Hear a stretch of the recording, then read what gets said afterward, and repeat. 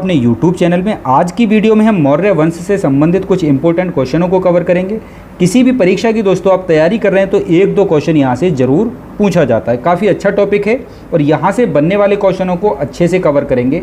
इस वीडियो को हमने दो पार्टों में बांटा है। बेसिक क्वेश्चनों को, मौर्य वंश के संस्थापक जो रहे हैं इनसे संबंधित कुछ बेसिक क्वेश्चनों को कवर करेंगे। उसके बाद हम देखेंगे कि यहाँ से विभिन्न परीक्षाओं में किस तरह के क्वेश्चन। चलिए शुरू करते हैं दोस्तों मौर्य वंश से संबंधित कुछ इंपॉर्टेंट फैक्ट को। तो पहले बेसिक फैक्ट को देखेंगे। कुछ इंपॉर्टेंट फैक्ट है उनको देख लेते हैं। लिखा है मगध साम्राज्य पर नंद वंश अधिपत्य समाप्त कर चंद्रगुप्त मौर्य गद्दी पर बैठा और मौर्य वंश की नींव रखी। तो मौर्य वंश की नींव किसने रखी थी? चंद्रगुप्त मौर्य ने रखी थी। ये आपको बिल्कुल स्पष्ट रखना है। अगला फैक्ट कह रहा है मौर्य वंश के साक्ष्य में अर्थशास्त्र, मुद्रा राक्षस, कथा सरित सागर, है ना, बृहत कथा मंजरी जैन ग्रंथों और बौद्ध ग्रंथों से मिलते हैं। यानी कि मौर्य वंश की जानकारी हमें दिए हुए ग्रंथों से मिल जाती है। कुछ बेसिक जानकारी के साथ आगे बढ़ते हैं दोस्तों। क्वेश्चन फर्स्ट कह रहा है हमसे मुद्रा राक्षस के रचयिता कौन है? तो मुद्रा राक्षस के रचयिता दोस्तों विशाख दत्त हो जाएंगे। फर्स्ट आंसर हमारा राइट हो जाएगा यहाँ से, ठीक है ना। चलिए सेकंड क्वेश्चन पे आते हैं। अर्थशास्त्र के रचयिता कौन थे? तो काफ़ी इजी क्वेश्चन है दोस्तों, है ना। चाणक्य को माना जाता है, इनका दूसरा नाम कौटिल्य भी था। सी आंसर राइट हो जाएगा। क्वेश्चन थर्ड लिखा हुआ है बृहत कथा मंजरी के रचयिता कौन है? तो इसके रचयिता कौन है दोस्तों? क्षेमेंद्र हैं। राइट आंसर डी हो जाएगा हमारा। चलिए फोर्थ क्वेश्चन पे आ जाते हैं। निम्न में से किस जैन ग्रंथ में मौर्य वंश का विवरण मिलता है ना। तो कहाँ से मिलता है दोस्तों? ये हमें कल्प सूत्र से प्राप्त हो जाता है। बी आंसर राइट रहेगा। क्वेश्चन 5 पे आते हैं। मेगास्थनीज द्वारा लिखित पुस्तक कौन सी है? तो मेगास्थनीज ने कौन सी पुस्तक लिखी है दोस्तों? इंडिका लिखी है। फर्स्ट आंसर राइट हो जाएगा। क्वेश्चन 6 पे आते हैं। यूनानी विद्वानों ने चंद्रगुप्त मौर्य को क्या कहा है ना। तो चंद्रगुप्त मौर्य को क्या कहा है दोस्तों? जो विकल्प बी में लिखा है सेंट्रोकोटस कहा है ना। सेंट्रोकोटस कहा है यूनानी विद्वानों ने। बी आंसर राइट हो जाएगा हमारा। क्वेश्चन 7 पे आते हैं। चंद्रगुप्त मौर्य के दरबार में सेल्यूकस निकेटर का राजदूत कौन था? तो कौन आया था दोस्तों? ये काफ़ी इजी क्वेश्चन है, आप लोगों को इसका आंसर आता होगा। मेगास्थनीज इसका राइट आंसर हो जाएगा। चाणक्य के बचपन का नाम क्या था? तो अभी हमने देखा था दोस्तों बचपन का नाम विष्णुगुप्त था, है ना। इनको कौटिल्य भी कहते थे। तो ध्यान रखना, काफ़ी इंपॉर्टेंट क्वेश्चन रहेगा। क्वेश्चन 9 पे आ जाते हैं। भारत का मैकियावेली किसको कहा जाता है? तो भारत का मैकियावेली चाणक्य को कहते हैं हम, है ना। डी आंसर राइट हो जाएगा। क्वेश्चन 10 पे आते हैं। मौर्य वंश का संस्थापक कौन था? तो अभी हमने देखा था चंद्रगुप्त मौर्य को मौर्य वंश का संस्थापक माना जाता है। क्वेश्चन 11 पे आते हैं। चंद्रगुप्त मौर्य की माता का नाम क्या था? तो चंद्रगुप्त मौर्य की माता का नाम था दोस्तों मूर, है ना। इन्हीं के नाम पे जो नाम पड़ा इनके वंश का, मौर्य वंश पड़ा था।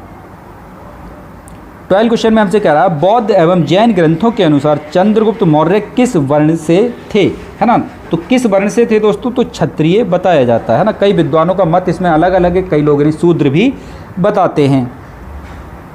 चलिए अगले टॉपिक पे आते हैं दोस्तों। मौर्य वंश के कुछ प्रमुख शासक हमारे पास इस प्रकार हैं। चंद्रगुप्त मौर्य, बिंदुसार, अशोक और बृहद्रथ। इनसे संबंधित फैक्ट कवर करेंगे। पहले चंद्रगुप्त को उठाएंगे और यहाँ से बनने वाले क्वेश्चनों को देखेंगे कि चंद्रगुप्त मौर्य से संबंधित किस टाइप के क्वेश्चन बनते हैं। पहला क्वेश्चन है यानी कि क्वेश्चन 12 है। चंद्रगुप्त मौर्य का शासन कब से कब तक रहा? ये क्वेश्चन पूछा जाता है दोस्तों, काफ़ी बार पूछा गया है। तो सी आंसर राइट हो जाएगा। 332 ईसा पूर्व से 298 ईसा पूर्व तक। चलिए क्वेश्चन 13 पे आ जाते हैं। चंद्रगुप्त मौर्य किस धर्म का मतानुयायी था, है ना। तो किस धर्म को मानने वाला था? तो चंद्रगुप्त मौर्य जो मानते थे दोस्तों जैन धर्म को मानते थे, है ना। भद्रबाहु से इन्होंने शिक्षा ली थी, आप लोगों ने अच्छे से सुना होगा। लेकिन अशोक जो मानते थे वो बौद्ध धर्म को मानते थे। चंद्रगुप्त मानते थे जैन धर्म को और अशोक मानते थे बौद्ध धर्म को। क्वेश्चन 14 है। चंद्रगुप्त मौर्य ने किससे जैन धर्म की शिक्षा ली? तो कल हमने जैन धर्म वाला जो वीडियो डाला था दोस्तों उसमें भी हमने इस क्वेश्चन को डिस्कस किया था, है ना। तो भद्रबाहु से ली थी। सी आंसर राइट हो जाएगा। 15 क्वेश्चन है। जूनागढ़ अभिलेख किस लिपि में लिखा गया है? तो जूनागढ़ अभिलेख लिखा गया है दोस्तों ब्राह्मी लिपि में।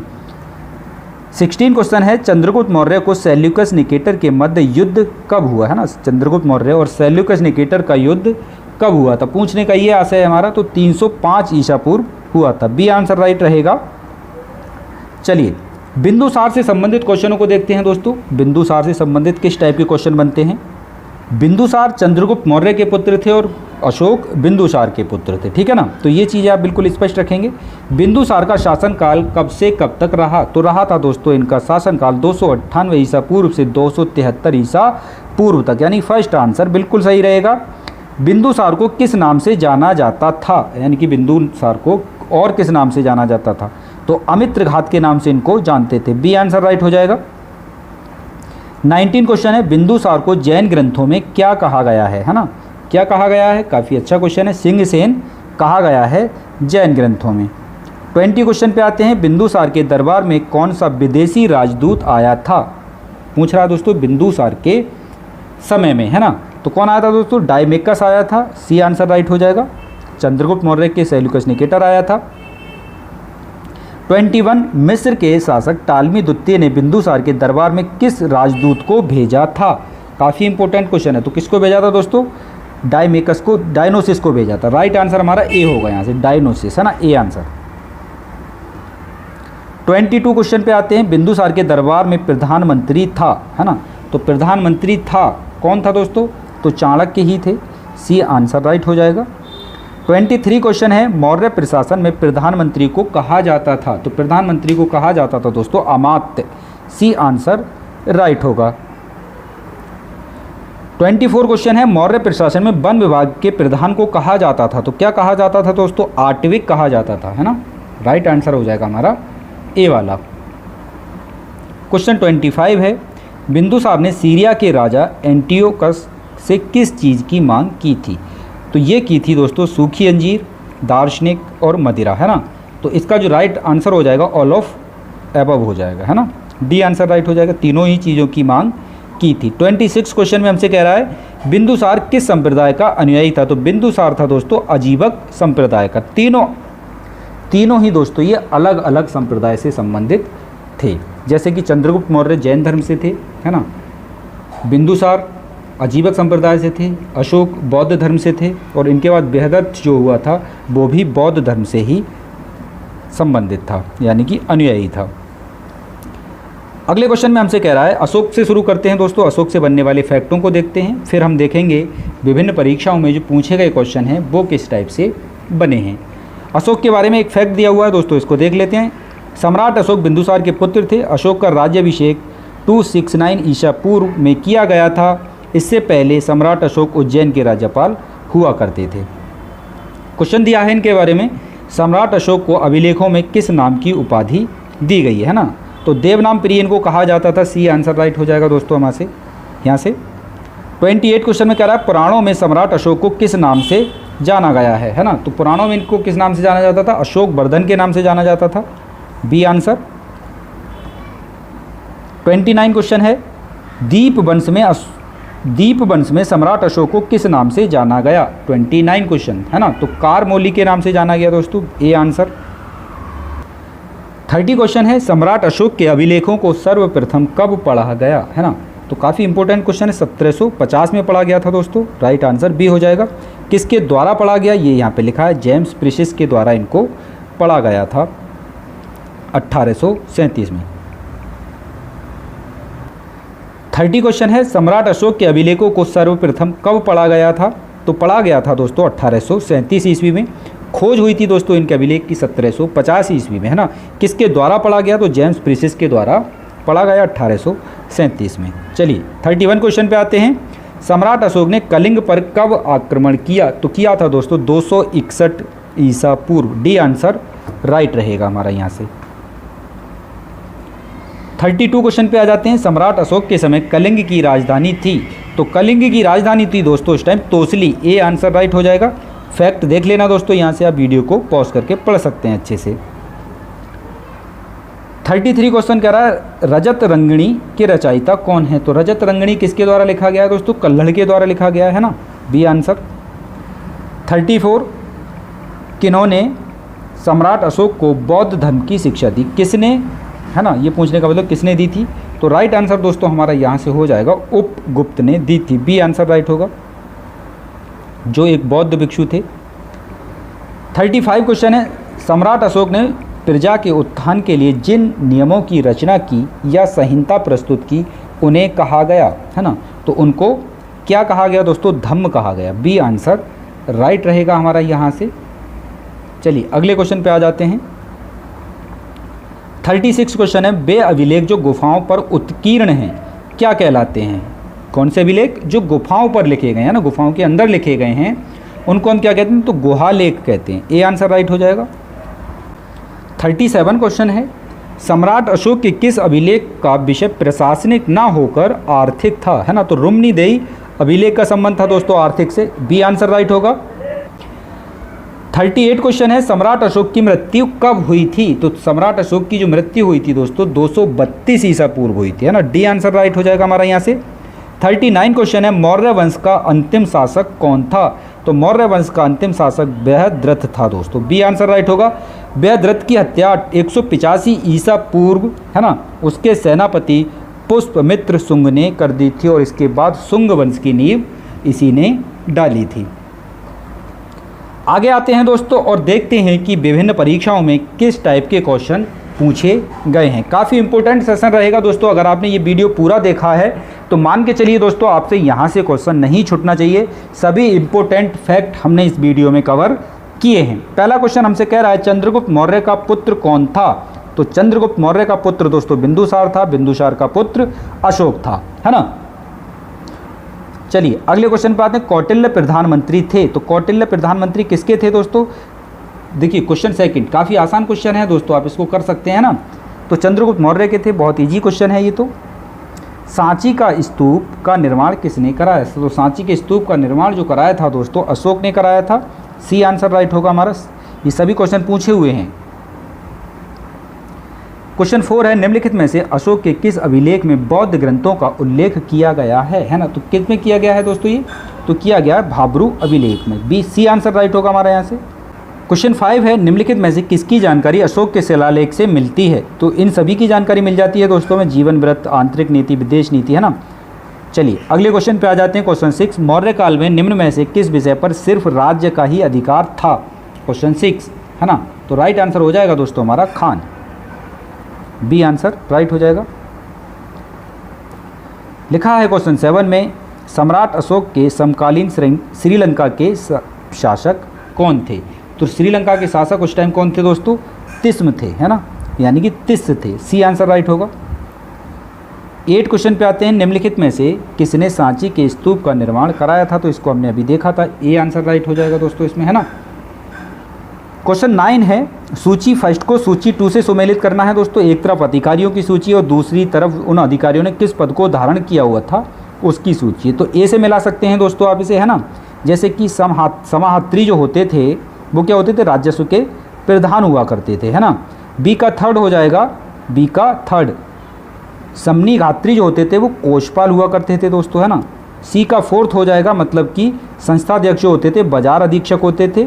और अंतर वंशिका जो हुआ करते थे वो महल के रक्षकों के प्रमुख हुआ करते थे। तो इस तरीके से आप इसे मैच कर पाओगे। काफ़ी इंपॉर्टेंट क्वेश्चन है, पूछे जाते हैं ये अक्सर।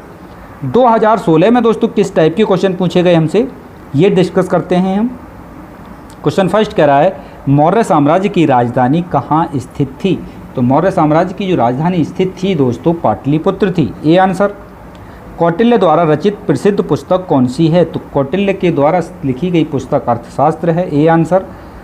थर्ड क्वेश्चन पे आते हैं, अशोक के शिलालेख पर किस लिपि का प्रयोग किया गया था? क्वेश्चन थर्ड, तो किया गया था दोस्तों ब्राह्मी लिपि का। A answer. क्वेश्चन है फोर्थ, कलिंग का युद्ध किस वर्ष लड़ा गया? तो ऊपर भी हमने इसको डिस्कस किया है ना, 261 ईसा पूर्व। B answer. क्वेश्चन 5 पे आते हैं, लिखा है कलिंग युद्ध के पश्चात सम्राट अशोक ने किस धर्म को स्वीकार कर लिया था? तो बौद्ध धर्म को स्वीकार कर लिया था। बी आंसर राइट हो जाएगा दोस्तों हमारा, है ना। चलिए क्वेश्चन 6 है हमारा, चंद्रगुप्त मौर्य पाटलिपुत्र में पैदा हुआ था जो अब, है ना, किस राज्य में पड़ेगा? तो किस राज्य में पड़ेगा दोस्तों? बिहार में पड़ेगा। D answer. क्वेश्चन 7 है, चंद्रगुप्त मौर्य डैश में पैदा हुए थे? इस क्वेश्चन को तो अच्छा किस सन में पैदा हुए थे, है ना। तो सन पूछ रहा है हमसे, तो किस सन में पैदा हुए थे दोस्तों? 340 ईसा पूर्व। ए आंसर राइट होगा। बिंदुसार किसका पुत्र था? तो बिंदुसार चंद्रगुप्त मौर्य के पुत्र थे, है ना। सी आंसर राइट हो जाएगा हमारा। 9 क्वेश्चन पे आ जाते हैं, चंद्रगुप्त लिखा है दोस्तों 322 से 298 ईसा पूर्व किस वंश का शासक था, है ना। तो मौर्य वंश का शासक था, है ना। क्या किसका शासक था? मौर्य वंश का शासक था। ए आंसर राइट हो जाएगा 9th का। क्वेश्चन 10, महान अशोक किस वंश के शासक थे? तो ये तो बहुत आसान क्वेश्चन है, सी आंसर। 11 क्वेश्चन, सांची में स्थित बौद्ध स्मारकों का निर्माण किसने कराया था? सांची में स्थित, है ना, तो किसने कराया था दोस्तों? ये मौर्य राजवंश ने ही कराया था, बी आंसर। लिखा है चाणक्य को डैश इस नाम से भी जाना जाता था, है ना, तो कौटिल्य के नाम से इनको हम जानते थे, सी आंसर। 13 क्वेश्चन है, चाणक्य किसके प्रमुख सलाहकार थे? प्रमुख सलाहकार जो थे दोस्तों चंद्रगुप्त मौर्य के थे, बी आंसर।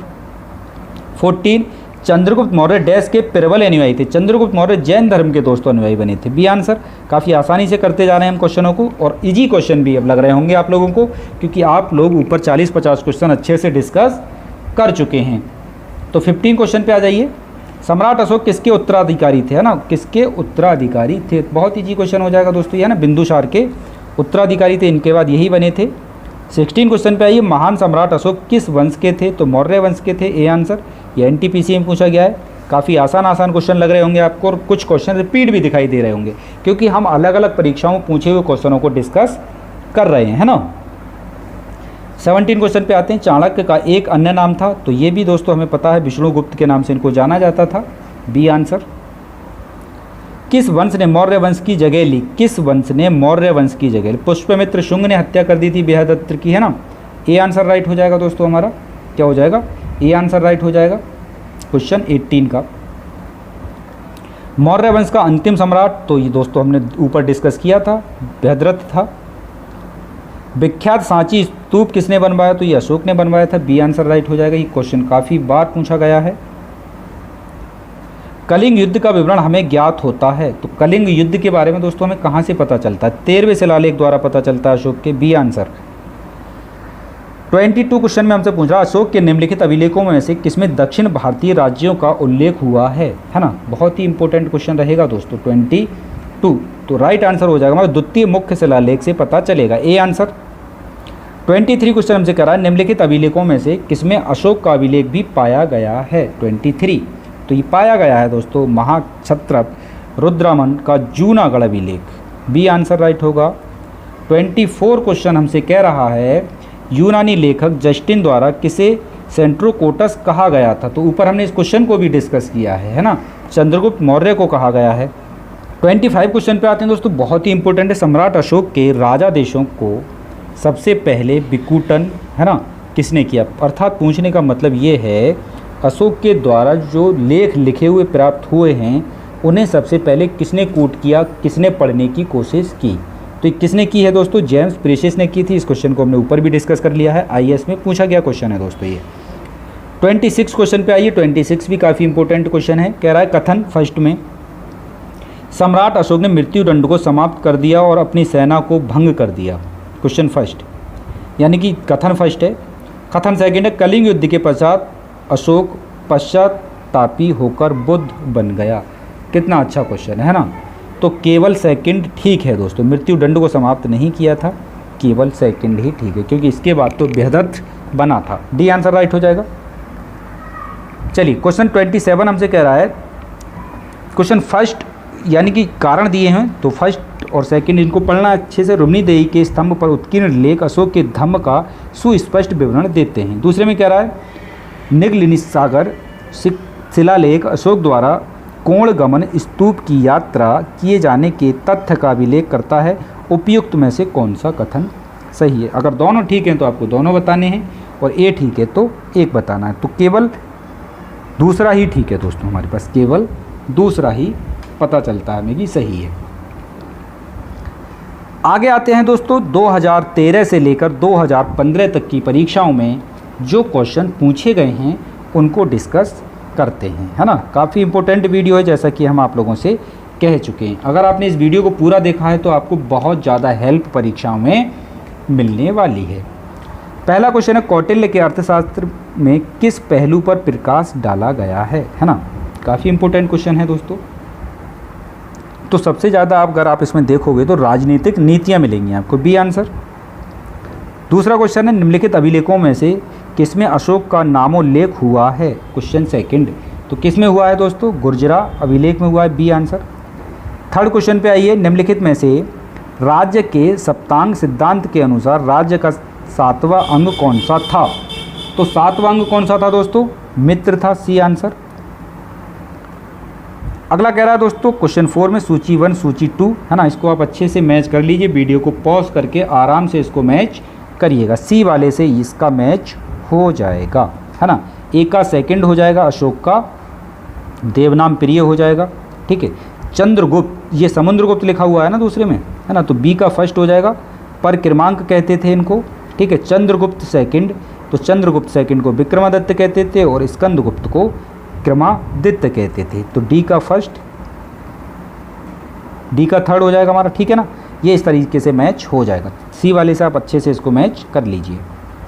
क्वेश्चन 5 में कह रहा है किसके शासनकाल में डाइमिकस भारत आया? ऊपर हमने इस क्वेश्चन को दोस्तों डिस्कस किया है ना, तो बिंदुसार के शासनकाल में आया, ए आंसर। क्वेश्चन 6 हमसे कह रहा है निम्नलिखित में से कौन सा अधिकारी मौर्य प्रशासन का भाग नहीं था? क्वेश्चन 6, तो दोस्तों अग्रहारिक ये कोई पद नहीं हुआ करता था। 7 क्वेश्चन में हमसे कह रहा है पंकोद सन्नी राधे मौर्य प्रशासन द्वारा लिया जाने वाला जुर्माना था, है ना। काफ़ी टिपिकल नाम है, अच्छे से देख लो आप। तो बी आंसर राइट हो जाएगा। सड़क पर कीचड़ फैलाने पर, ये जो लिया जाता था जुर्माना, सड़क पर कीचड़ फैलाने के लिए लिया जाता था। बहुत अच्छी व्यवस्था थी दोस्तों इन लोगों की पहले। इंडिका का मूल लेखक था, इंडिका का मूल लेखक था, है ना, कुछ नहीं, मेगास्थनीज ही था दोस्तों, ये आंसर राइट हो जाएगा। 9 क्वेश्चन निम्नलिखित में से किस देश से अशोक का कोई अभिलेख नहीं मिला है? भारत, अफगानिस्तान, श्रीलंका, पाकिस्तान। क्वेश्चन 9, तो कहाँ से नहीं मिला दोस्तों? में श्रीलंका से कोई भी अभिलेख प्राप्त नहीं हुआ है, सी आंसर। क्वेश्चन 10 है अभिलेखों में किस शासक का उल्लेख प्रियदर्शी एवं देवनाम प्रिय के रूप में किया गया? तो अशोक का ही किया गया है, ए आंसर राइट होगा। 11 क्वेश्चन है चंद्रगुप्त मौर्य ने अपने अंतिम दिन कहाँ गुजारे थे? तो दोस्तों श्रवण बेलगोला में गुजारे थे, है ना। 12 क्वेश्चन पे आ जाते हैं। 12 क्वेश्चन है किस शिला राजादेश में अशोक ने कलिंग युद्ध के हताहतों का उल्लेख किया है और युद्ध त्याग की घोषणा की है? क्वेश्चन 12, तो किस में कहा है दोस्तों ऐसा? शिला राजादेश 13 में कहा है, बी आंसर राइट होगा दोस्तों। यहाँ से हमारा बी आंसर राइट हो जाएगा। 13 क्वेश्चन है बिंदुसार के शासन के दौरान अशांति कहाँ थी? अशांति कहाँ थी? 13 क्वेश्चन, तो कहाँ पे थी दोस्तों? तक्षशिला में थी, C answer. C answer right होगा हमारा 13 का, अच्छे से देख लें आप लोग। 14 क्वेश्चन मौर्य दरबार में ग्रीस के राजदूत का नाम क्या था? क्वेश्चन 14, तो ग्रीस के राजदूत का नाम क्या था दोस्तों? इसका राइट आंसर हो जाएगा मेगास्थनीज, बी आंसर 14 का सही होगा। 15 क्वेश्चन है अर्थशास्त्र के लेखक किसके समकालीन थे? तो अर्थशास्त्र के लेखक थे दोस्तों चंद्रगुप्त मौर्य के समकालीन, यानी कौटिल्य चाणक्य की बात हो रही है। 16 क्वेश्चन है अशोक के शिलालेख किस लिपि में खुदे हुए हैं? तो ब्राही लिपि, जैसा कि हम इसको 3-4 बार डिस्कस कर चुके हैं। देवनाम प्रियदर्शी के नाम से कौन विख्यात था? तो अशोक विख्यात थे दोस्तों। अगले क्वेश्चन पे आते हैं। क्वेश्चन 18 है मौर्य वंश के शासक के दौरान स्थानिक कौन था? स्थानिक, स्थानिक किसको कहा जाता था भाई? तो ये जिला प्रशासक को कहा जाता था, है ना, ए आंसर, यानी जिला अधिकारी होता था एक तरह से ये। 19 क्वेश्चन पे आते हैं चंद्रगुप्त मौर्य ने सेल्यूकस को किस वर्ष में पराजित किया? क्वेश्चन 19, तो ये पराजित किया था दोस्तों 305 ईसा पूर्व, सी आंसर राइट हो जाएगा। 20 सम्राट अशोक का एकमात्र उत्कीर्ण शिला रूप चित्र कहाँ पर पाया गया है? तो कहाँ पर पाया गया है दोस्तों ये? तो ये पाया गया है कनगनहल्ली में, कनगनहल्ली, सी आंसर राइट हो जाएगा, है ना। क्वेश्चन 21 हमसे कह रहा है कौटिल्य के अर्थशास्त्र के अनुसार मौर्यकालीन न्याय व्यवस्था में निम्नलिखित न्यायालय अस्तित्व में थे। तो उस टाइम कौन कौन से न्यायालय दोस्तों हुआ करते थे, है ना। तो अच्छे से पढ़िए दोस्तों इनको।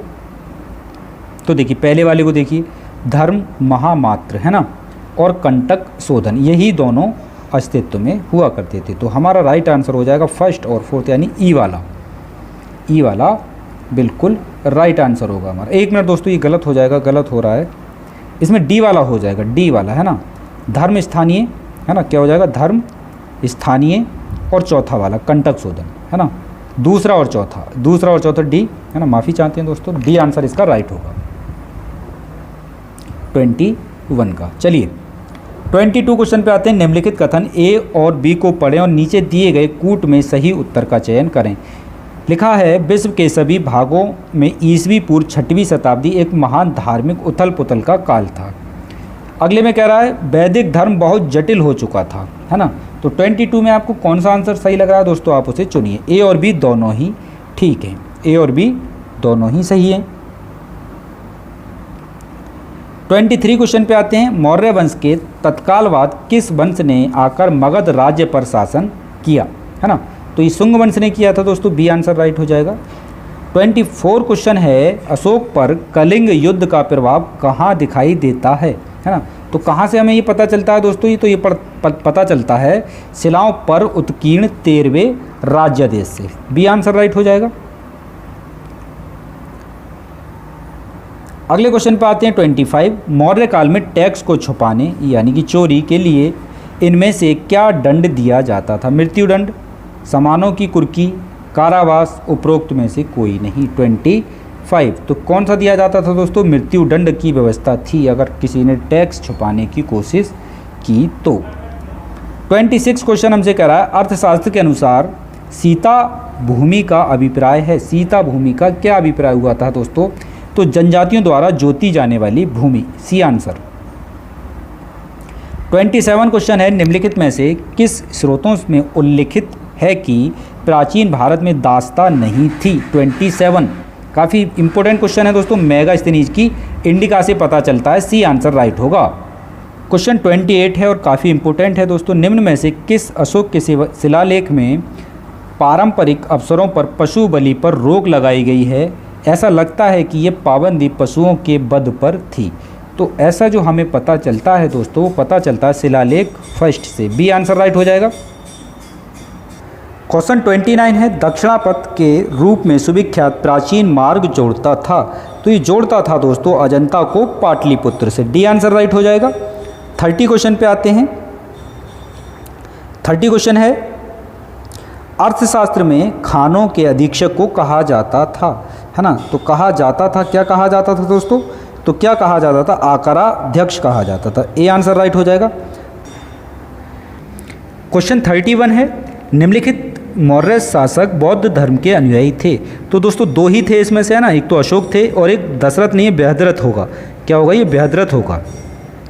तो दो ही इसमें अनुयायी थे। तो दूसरा और चौथा, ये थोड़ा सा मिस प्रिंट हुआ है, इस तरीके से दो आपको याद रखने, अशोक और बृहद्रथ। तो यहाँ से दोस्तों लगभग हमने 100 क्वेश्चन कवर करने की कोशिश की है। 100+ क्वेश्चन ही हमने यहाँ से कवर किए हैं। आप लोगों को एक अच्छा आइडिया लग गया होगा कि किस टाइप के क्वेश्चन यहाँ से बनते हैं। अगर वीडियो आपने अच्छे से देखा है दोस्तों, तो यहाँ से बनने वाले क्वेश्चन अब आपसे नहीं छूटने चाहिए। बाकी आप अपनी बुक से भी प्रैक्टिस इन क्वेश्चनों की कर सकते हो, काफ़ी इंपॉर्टेंट क्वेश्चन रहेंगे।